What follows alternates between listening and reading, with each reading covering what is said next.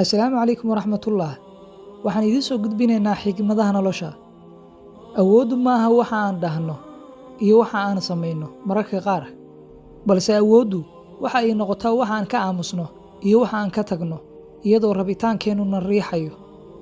Haddaad soo qaadato sonkor iyo cusbo, way isku qasmi karaan maadaama midabkoodu ay isku eg yihiin, balse xitaa quraanjadu way diidaa cusbada waxayna qaadataa kaliya sonkorta. Dooro la socodka dadka wanaagsan, kana dhig noloshaada mid macaan. Dumarku waa sida shinnida oo kale. Haddii guri qurxoon loo dhigo, ubax caraf badan loo geeyo, waxaa laga helaa malab macaan badan. Balse haddaad isku daydo inaad qasabto, waxaad filataa waa qaniyadeeda xanuunka badan. Marnaba ha ka walwalin, hana isku mashquulinin dadka gadaashaada ka hadlaya, waayo waxay caddeyn u tahay in noloshaadu aad uga xiiso badan tahay tooda. Ha ka quusanin raxmadda Rabbigeen, hana nicin naftaada. Noloshu way qurux badan tahay, waa hadiyad qaali ah oo Eebbaheenna siiyey.